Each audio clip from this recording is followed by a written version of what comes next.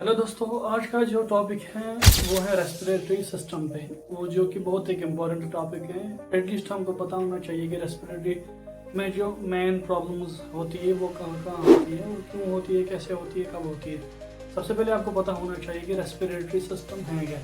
Respiratory system क्या है? जो हेल्प करता है ऑक्सीजन को इनहेल करने में और कार्बन डाइऑक्साइड को एक्सहेल करने में। वापस जो हम कार्बन डाइऑक्साइड करते हैं और ये रेस्पॉन्सिबल होता है हमारी सर्वाइवल के लिए और एनर्जी प्रोडक्शन। इसके बाद आपको पता होना चाहिए कि पार्ट्स कौन कौन से हमारे रेस्पिरेटरी सिस्टम के। जब आपको पार्ट्स क्लियर हो जाएंगे उसके बाद आपको समझ आ जाएगा कि जो ये डिजीज़ है वो किस एरिया में है, किस पार्ट को अफेक्टेड हुआ है। सबसे पहले आपको अगर पार्ट्स की बात कर लेंगे, सबसे पहले आता है नोज एंड नेजल कैविटी, जो फिल्टर करता है ऑक्सीजन को और हेल्प करता है जो भी डस्ट पार्टिकल्स होती है वो विद द हेल्प ऑफ, जब भी हम नोज से इनहेल कर लेते हैं तो हमारे जो नोस्ट्रल्स होते हैं वो फिल्टर करके भेज लेते हैं ऑक्सीजन को अंदर। तो ये फिल्ट्रेशन में भी काम आता है।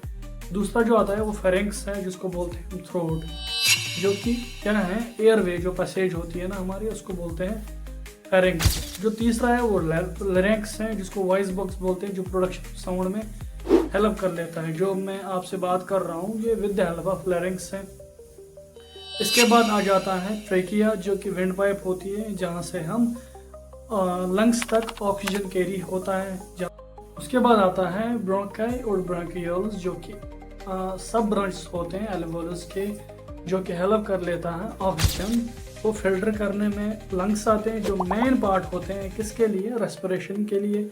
उसके बाद आता है एल्वोलाई, जो टिनी एयर सेक्स होते हैं, बहुत छोटे छोटे पार्टिकल्स जैसे होते हैं जो कि गैस एक्सचेंज में हेल्प कर लेते हैं। उसके बाद आता है, उसके बाद डायफ्राम है, जो एक मसल है जो हेल्प कर लेता है किस में, ब्रीथिंग में। ठीक है, अब आपको पता होना चाहिए फंक्शन क्या क्या है अलग अलग। आपको फंक्शन का पता होना चाहिए। सबसे पहले जो मैंने पहले भी बताया, ये हेल्प कर लेता है ऑक्सीजन को कैरी करने में और कार्बन डाइऑक्साइड रिमूव करने में। पीएच लेवल मेंटेन करने के लिए बहुत इंपॉर्टेंट होता है रेस्पिरेटरी सिस्टम हमारे ब्लड में। उसके बाद वॉइस प्रोडक्शन में बात कर रहा हूँ, ये only with the help of respiratory system है। और डिफेंस सिस्टम में ये हेल्पफुल होता है। माइक्रोब्स जितने भी हम, जब भी हम ऑक्सीजन इनहेल कर लेते हैं with the help of nostrils, जो भी माइक्रोब्स होते हैं, टिनी पार्टिकल्स होते हैं, वो हमारे अंदर नहीं जाते हैं। फॉरेन पार्टिकल्स को ये के लिए ये बैरियर होते हैं। ठीक है, फिर जो कॉमन रेस्पिरेटरी सिस्टम के प्रॉब्लम्स होते हैं वो कौन से हो सकते हैं। कॉमन, पहले हम बात कर लेंगे कॉमन कोल्ड की। ये कब हो जाता है आपको, ये सीजनल हो सकता है, कभी कभी सीजन चेंज हो जाते हैं, आपको ये कॉमन कोल्ड होता है। दूसरा ये रेस्पिरेटरी प्रॉब्लम ही है। कैसे है, अगर आपके अंदर कोई भी फॉरेन पार्टिकल चला गया, कोई डस्ट चला गया या पोलन ग्रेन चला गया, with the help of that वो हमारे लिए फॉरेन बॉडी पार्टिकल है, तो वो हमारी बॉडी उसको एज एन एनिमी डिटेक्ट कर लेती है। नतीजा हमको कॉमन कोल्ड हो जाता है, कोल्ड होता है। इसका सिंपली बहुत सिंपल सा ट्रीटमेंट है। आपको एडिकेट रेस्ट करना है, फ्लूइड ज़्यादा से ज़्यादा लेना है, और अगर आपको लग रहे हैं कि ये माइक्रोबल हुआ है तो आपको एंटीबायोटिक लेने हैं, अगर वायरल हुआ है तो एंटीवायरल लेना है। सिंपल कॉमन से है, इसमें ज़्यादा से ज़्यादा प्रिकॉशन लेने होते हैं, हॉस्पिटलाइज होने की जरूरत। दूसरा है अस्थमा, जो कि मेजराइजिंग प्रॉब्लम है। क्यों होता है ये, एक तो एयर पोल्यूशन की वजह से हो सकता है, और अगर आप एक्सेसिव कोई काम कर रहे हो, बहुत ज़्यादा एक्सरसाइज कर रहे हो, बहुत ज़्यादा एक्सर्शन कर रहे हो, चेस्ट टाइटनेस हो जाती है उससे, जो हमारे एल्वेओल्स हो कभी कभी उनको रैप्चर हो जाता है। दैट मीन्स गैसेस एक्सचेंज अच्छे से नहीं होगा तो हमको अस्थमा की प्रॉब्लम आएगी। उसमें कुछ क्या क्या हो जाता है, चेस्ट टाइटनेस होती है, हम अच्छे से सांस नहीं ले पा रहे होते हैं। ठीक है, इसका सिंपल सा ट्रीटमेंट है, आपको कॉर्टिकोस्टेरॉइड लेने होते हैं, ब्रोंकोडायलेटर्स होते हैं, क्योंकि ब्रोंकियोल्स हमारे कंस्ट्रक्टिव वही होते हैं, उनको ही हमको और ज़्यादा डायलेट करना होता है ताकि गैस सेक्शन। बाद निमोनिया हो सकता है। निमोनिया क्या है, ये भी एक रेस्पिरेटरी प्रॉब्लम है, जो कि बैक्टीरियल हो सकता है, वायरल हो सकता है, फंगल हो सकता है, कोई भी कारण हो सकता है इन तीनों में। सिम्टम जो आते हैं, फीवर होता है, कफ होता है, चेस्ट पेन होती है और चेस्ट हेवीनेस होता है, और हमको सांस लेने में दिक्कत आ जाती है। अगर हम ट्रीटमेंट की बात करें, इसको अगर माइक्रोबल है तो एंटीबायोटिक लो, अगर वायरल है तो एंटीवायरल ले लो।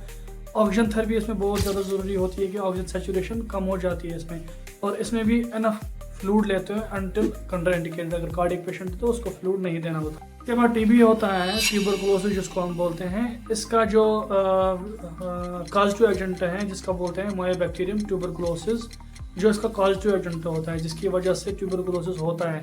सिम्टम्स इसमें क्या होता है, क्रॉनिक कफ, बहुत ज़्यादा कफ, हम खांसी कर लेते हैं, फीवर हो जाता है, इसमें रनिंग नोज होती है, हमको वेट लॉस हो जाता है, और इसमें भी हमको रात को सो नहीं पाते हैं या पसीना बहुत ज़्यादा आ जाता है। ट्रीटमेंट इस क्या है, एंटी टीबी ड्रग्स होते हैं जिसको डॉट्स थेरेपी बोलते हैं, जो 6 महीने तक चलता है, जो आपको किसी भी हाल में 6 महीने तक कंप्लीट करना है। बीच में अगर आपने थोड़ा सा भी गैप दे दिया, कभी स्किप कर लिया, दैट मीन्स वो कोर्स कंप्लीट नहीं होता, फिर आपको फिर से 6 महीने का कोर्स लेना पड़ता है। इसके बाद अगर ब्रोंकाइटिस की बात करें, जो कि हमारे ब्रोंक्यूल्स होते हैं उनमें इन्फ्लेमेशन होती है, तो वो हो सकता है क्यों, एंटी माइक्रोबल की वजह से भी हो सकता है, यानी कि जो बैक्टीरिया हमारे इनसाइड जाते हैं उनकी वजह से भी हो सकता है, पोल्यूशन की वजह से भी हो सकता है, एंटीवायरल भी हो सकता है, कोई भी वायरल, अगर आपका एनवायरनमेंट नीट एंड क्लीन नहीं है उनसे हो सकता है, अगर आपका खाना अनहेल्दी है वो रीज़न हो सकता है। मेनली जो है वो एयर पोल्यूशन है, और जो बाकी जो सराउंडिंग जो है नीट एंड क्लीन ना हो वो होती है। इसमें सिम्टम्स क्या होते हैं, सेम सिम्टम आते हैं, चेस्ट हेवीनेस हो जाता है, आपको सांस लेने में दिक्कत आ रही है, स्वेट बहुत ज़्यादा आता है, वेट लॉस हो जाता है। इसमें ट्रीटमेंट है एडुकेट रेस्ट होता है, ब्रोंकोडायलेटर्स इसमें भी लेते हैं, जो जैसे कि साल्बुटामॉल लेते हैं, सॉल्वियर लेते हैं, ये बहुत ज़रूरी होता है, इन्हेलेशन होती है, और दूसरा एंटीबायोटिक्स लेने पड़ते हैं इसमें, ठीक है। अगर हम अपर रेस्पिरेटरी सिस्टम की बात कर लें, जो मेनली हो जाता है बहुत ज़्यादा, इसमें कॉमन कोल्ड जो मैंने पहले भी बोला था, साइनाइटिस होता है, और फेरेंजाइटिस हो जाता है, ठीक है ना। हमारा फेरेंक्स वो इन्फ्लेमेट होता है, ये वाला एरिया ना स्वेल हुआ होता है। इसमें ट्रीटमेंट एंटी जो बायोटिक्स होते हैं वो लेने होते हैं। स्टीम इन्हेलेशन बहुत अच्छी चीज़ होती है, अगर घर बैठे आप ट्रीटमेंट करना चाहते हैं, स्टीम इन्हेलेशन जितनी अच्छी होगी उसमें थोड़ा सा साल्ट डाल के बहुत ज़्यादा हेल्दी होती है और बहुत ज़्यादा आपके लिए फ़ायदेमंद है। आप हॉस्पिटलाइज्ड होने से बच सकते हो। और एनाल्जेसिक्स लेने पड़ते हैं क्योंकि इसमें फीवर बहुत ज़्यादा रहता है, इसमें आपको पेन बहुत ज़्यादा रहती है, तो उसके लिए आपको पेन रिलीवर लेने पड़ते हैं। चाहे कि फीवर हो तो कोई PCM लेते हैं, उसमें एनाल्जेसिक भी होता है, ठीक है। हमेशा याद रखो जब भी आप एनाल्जेसिक लेते हो कोशिश करो कम लेने की, क्योंकि इतना इनका इमीडिएट इफेक्ट है किडनी पे। Major rising cause lung cancer है। कैसे? जब हम जो स्मोकिंग कर लेता है बहुत ज़्यादा, या जो पोल्यूशन एरिया में ज़्यादा रहता है, जहाँ पर AQI बहुत ज़्यादा हाई है, मोर देन 300-400 प्लस, वहाँ के लोगों को लंग कैंसर होने के चांसेस बहुत होते हैं, क्योंकि हमारे लंग्स को और हमारे पूरे बॉडी को बहुत ज़्यादा प्योर ऑक्सीजन होना चाहिए। जितना हमको ऑक्सीजन क्लियर मिलेगा उतना कैंसर के जो चांस होते हैं बहुत कम होता है। जितना इम्प्योर ऑक्सीजन होगा, कैंसर के जो कार्सिनोमा जो होता है वो चांसेस होता है इंक्रीज होने के। इसमें अगर हम बात कर लेंगे कि सिम्टम्स क्या आ सकते हैं, मोस्टली एसिम्टोमेटिक होता है, हमें पता नहीं चलता है जब तक ये सेकंड या थर्ड स्टेज पे गया होता है। इसमें क्या होता है, हमको जब हम सांस ले रहे होते हैं ना, हमको छाती में बहुत भारीपन सा लगता है, वेट लॉस इसमें बहुत ज़्यादा होता है, आपके हेयर फॉल होने लग जाएंगे, और इसमें जो कफ है ना बहुत ज़्यादा रहती है, खांसी बहुत ज़्यादा, चाहे वो प्रोडक्टिव हो या अनप्रोडक्टिव हो, बहुत ज़्यादा रहती है, 2 वीक 3 वीक तक जाने का नाम नहीं लेती है। ट्रीटमेंट इसमें मोस्टली सर्जरी होती है, कीमोथेरेपी लेनी पड़ती है, और या रेडियोथेरेपी लेनी पड़ती है। अगर हम प्रिवेंशन की बात कर लेंगे, हमको ये अगर हम अब बात कर लेंगे कि इसको हम पहले ही कैसे प्रिवेंट करें, कैसे इन रेस्पिरेटरी डिजीज जितने भी है बचें, तो आपको स्मोकिंग जो है ना मेजर राइजिंग कॉज है, मेजर इटियोलॉजिकल फैक्टर है, उसको क्विट करना है किसी भी हाल में, ठीक है। दूसरी बात है, आपको अपना जो नीट एंड क्लीन सराउंडिंग रखनी है।